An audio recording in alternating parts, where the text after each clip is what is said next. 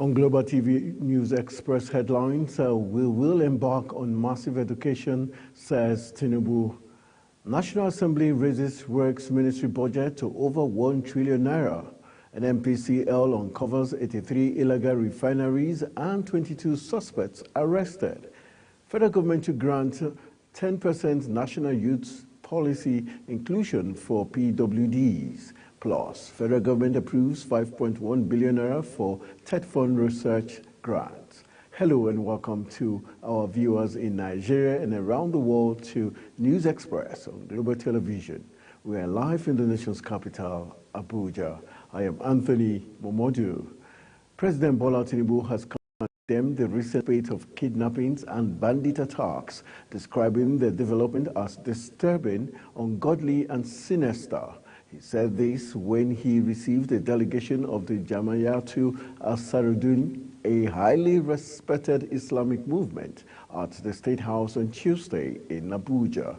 The president said that while security agencies are acting with dispatch to immediately address the current challenges, all required resources, policies, and plans will be rolled out for the massive education of Nigerian youths. The president also emphasized the need to promote updated knowledge through existing Islamic learning institutions for youth in northern Nigeria to speed up development in the region, Nigeria and Africa, urging Nigerians to embark on special prayers on proper education for the youth, stating that kidnapping and banditry are not the way of God, and there can be no development without peace. President Bola Tinubu on Tuesday met with service chiefs and other heads of security agencies at the State House Abuja over rising insecurity. This development follows recent security lapses in various regions of the country, particularly in the Federal Capital Territory, where kidnappers have perpetrated severe acts of brutality in the past few days. At the meeting where the Chief of Defense Staff, General Christopher Musa, Chief of Army Staff, Lieutenant General Tarid Lagbaja, Chief of Naval Staff, Air Vice Admiral Emmanuel Ogala, Chief of Air Staff, Air Marshal Hassan Abubakar, the Inspector General of Police, Kayode Egbetukun, and the heads of some other security outfits. While there has been no official briefing on the meeting yet, it is presumed that President Tinubu and the security chiefs we examine the recent security situation in different parts of the country and devise strategies to curb the increasing impunity of criminals, including kidnappers and bandits. In light of the ongoing investigation into the alleged misappropriation of 585 million naira by the suspended Minister of Humanitarian Affairs and Disaster Management, Betta Edu, the presidency has called for restraint and patience from Nigerians, warning against media trial.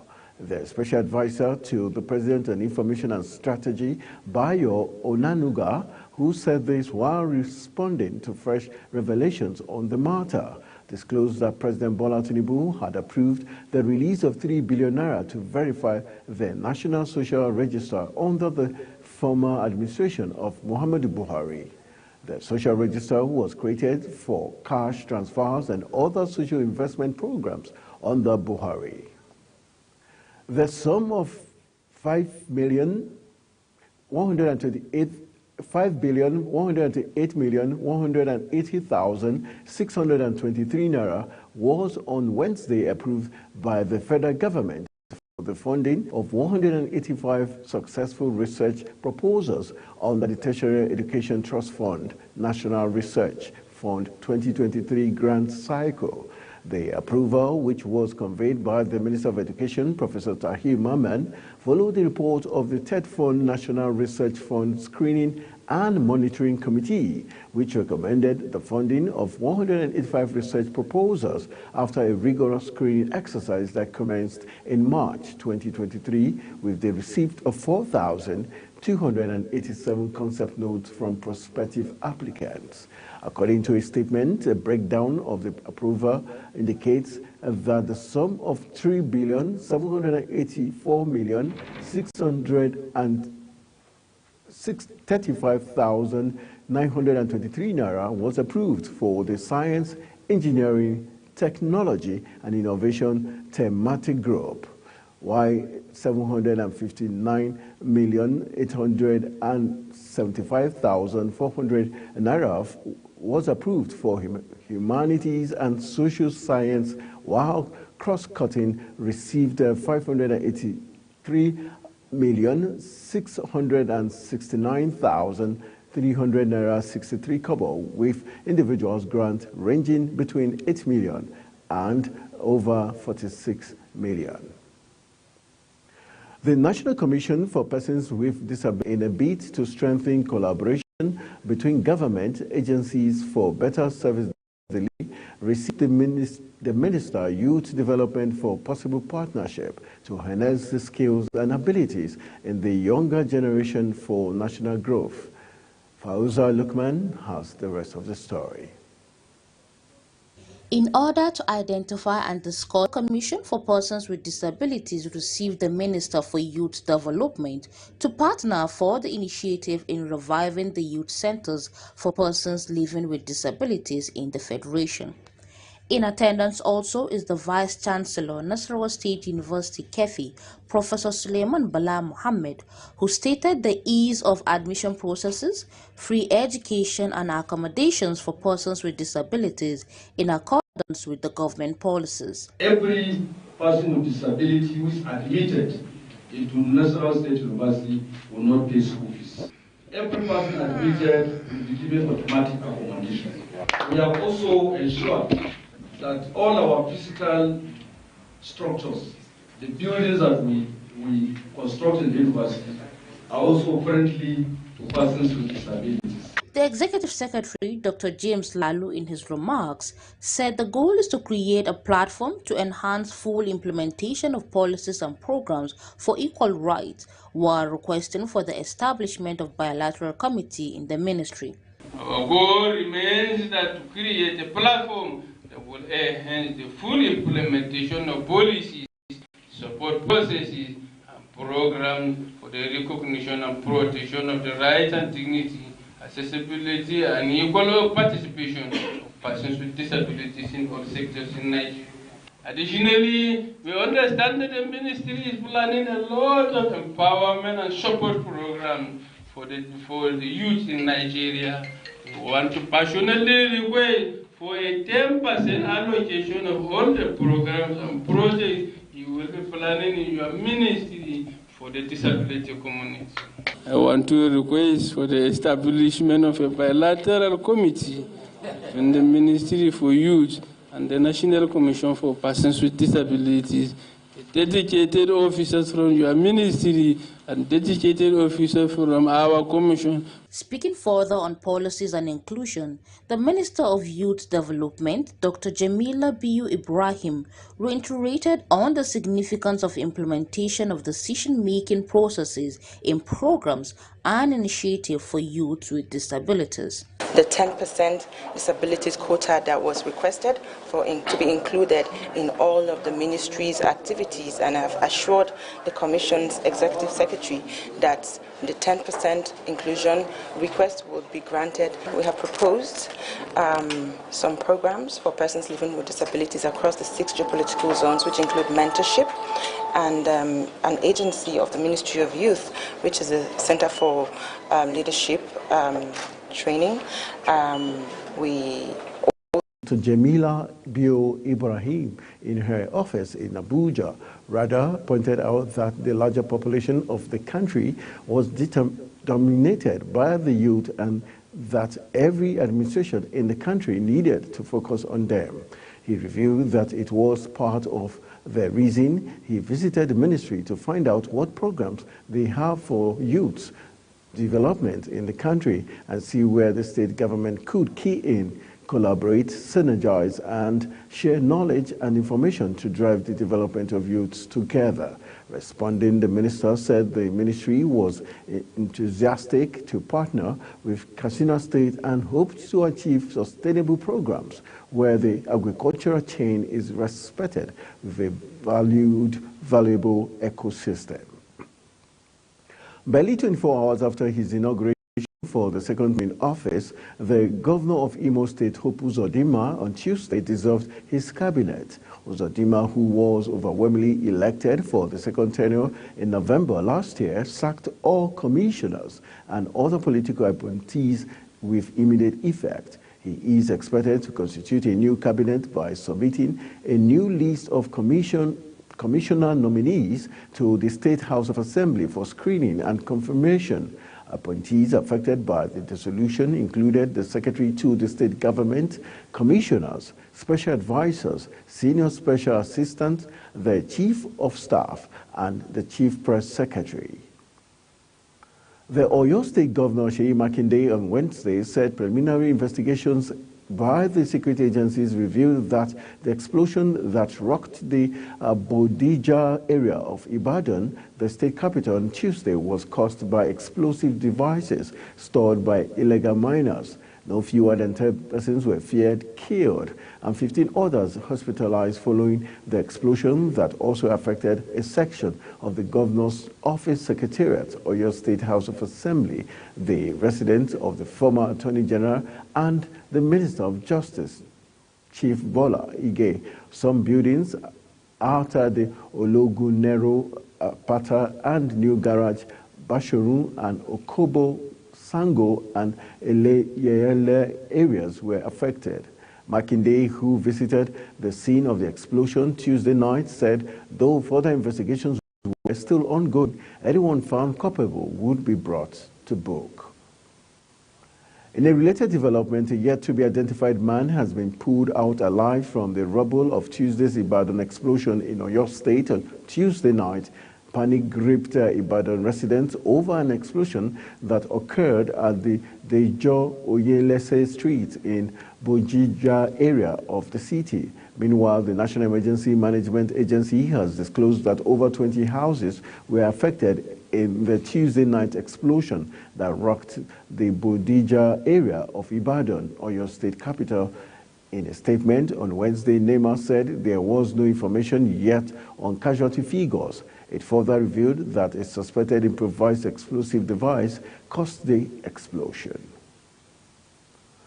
The Commissioner of Police, Ekiti State Command, Dare Ogundare, has ordered a thorough investigation into the attack by hoodlums on Ekiti State University Teaching Hospital, Ado-Ekiti, and the foreseeable removal of the corpse of a dead patient. The police public relations officer Sunday Abutu said the CP met with the parties involved in the matter on Tuesday morning, adding that the police had started investigating some persons fingered in the attack on the hospital. The hoodlums, suspected to be members of a drivers' union angered by the death of the patient, who was the father of one of them, had allegedly descended on doctors and other hospital workers, vandalized the accident and emergency unit, and forcibly took away the corpse.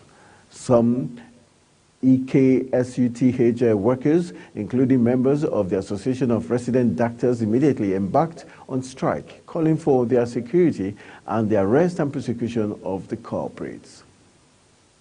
A former Minister of Women's Affairs, Pauline Talin, has apologized to the judiciary for describing the verdict of a court as a kangaroo judgment. According to Talin, her remarks were misconstrued and quoted out of context. In the apology letter, the former minister said the comment was not a call for civil disobedience against judges and the NBA, stating that the statement was by and large misconstrued and quoted out of context, as it was not in any way or by any stretch of the imagination intended to malign or undermine the integrity of the nation's judiciary. Neither was it a call for civil disobedience against the bar and the bench. Some unknown gunmen suspected to be bandits attacked and killed 2 immigration officers at the Kagiwa border under the Aruwa local government area of Kebbi State. In a statement by the Kebbi State Command Public Relations Officer of the Nigerian Immigration Service, DSI Abdullahi Isa, said the suspected bandits in a group launched an attack on the officers at the entry point in Gari Gaba, 12 kilometers away from the Kangiwa town, which resulted in the death of 2 officers on duty at the border. He further stated that the unprovoked attack and killing of the officers would not distract them from their official duties of effectively manning the borders to ward off criminal elements.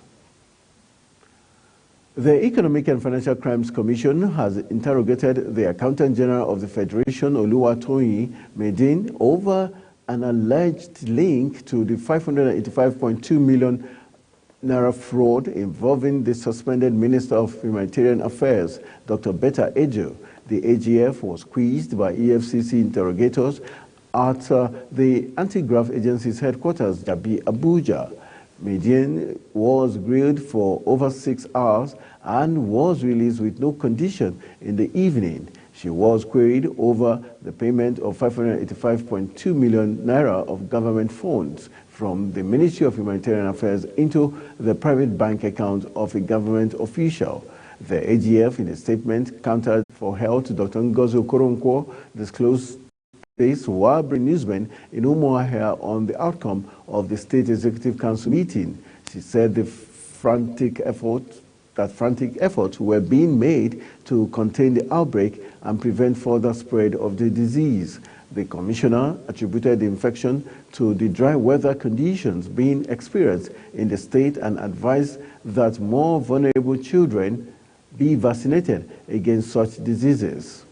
Kanu called on residents of the state to be vigilant and maintain a healthy lifestyle to avoid being infected with the disease.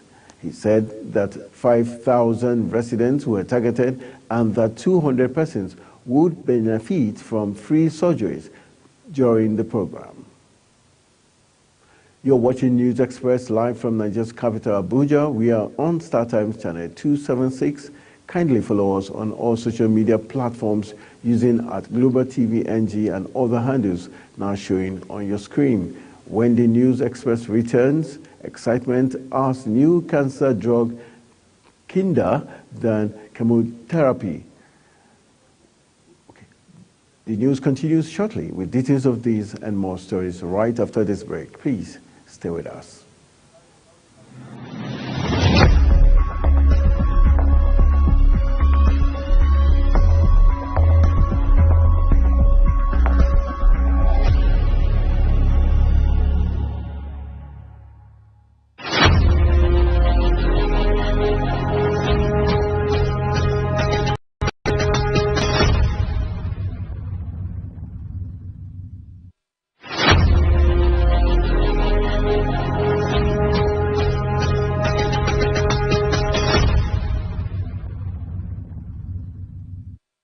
Welcome back from the break. This is Global Television bringing you live broadcasts of the News Express. Thank you for staying with us.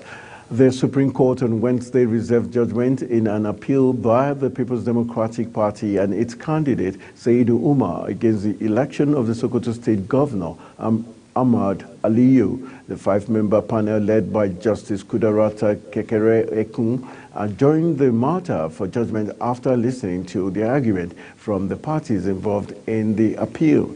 The Court of Appeal sitting in Abuja had affirmed Aliyu's election.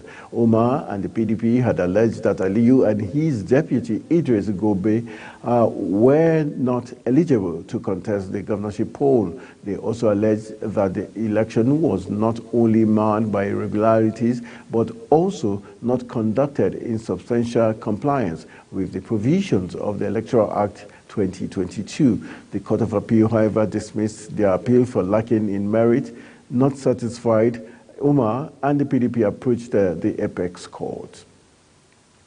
Some telecommunications subscribers expressed their displeasure on Wednesday over the barring of their lines by telecos, despite having linked their national identification number NIN with their SIM cards. Telecommunications operators in Nigeria, including MTN, Airtel, and Globalcom, among others, had been directed by the regulatory body, the Nigerian Communications Commission, to implement full network barring on all phone lines for which subscribers had not submitted their NIN and those without verified NINs by February 28, 2024. The NCC said further that the NIN that had been submitted but not verified were to be barred on or before March 29, 2024. The same as in cases where 5 or more lines have linked to an unverified NIN. The subscribers were dissatisfied that their lines had been barred from making calls even before February 28th deadline. Some of them insisted that they had already linked their NIN to their SIM cards as directed by the NCC, so they were surprised that their lines were still barred. On the foreign scene, Iran says it has hit a militant group in western Pakistan in a missile attack. Its third airstrike on another country this week after earlier attacks on targets in Iraq and Syria. Iranian state TV said the operation hit 2 sites in Balochistan, linked to the militant group Jaish al-Adil, while Pakistani officials said 2 children were killed and 3 others injured. The latest airstrike comes at a time growing tension across the Middle East, with more than 100 days of war between Israel and the Palestinian group Hamas in Gaza, and the recent US-UK airstrikes on Yemen, from where Iran-backed Houthi militants have been attacking commercial shipping in the Red Sea. China on Wednesday urged Pakistan and Iran to show restraint and avoid actions that would lead to an escalation of tension. Meanwhile, Foreign Ministry spokesperson Mao Ning added that Beijing saw the countries as close neighbors. A 2-year-old toddler, Bronson Betsby, starved to death next to his dead father, Kenneth, 5 days after he suffered a heart attack in the United Kingdom. According to the family, Betsby was found curled up in his pajamas next to his father, 60, who is believed to have suffered a heart attack shortly after he was last seen alive. Receiving a new type of drug treatment far less toxic than chemotherapy. Otto 11 is one of the first to try it at the London Greater Ormond Street Hospital for his blood cancer. His family called the therapy a little bit of sunshine, since it worked without making Otto feel much sicker. For Otto, Blantumorba or Blina was his only real option after his chemo had failed to clear all of his cancer and had left him very weak. Blina is already licensed to treat adults with cancer, and experts hope to show it can safely help children too. Some 20 centers around the UK are using it off-label for children with B-cell acute lymphoblastic leukemia. The drug is an immune therapy that seeks out cancer cells so that the body's own immune system can recognize and destroy them. And that's how we call it a wrap on the news. I am Anthony Momodson. Thank you for joining us, and see you again.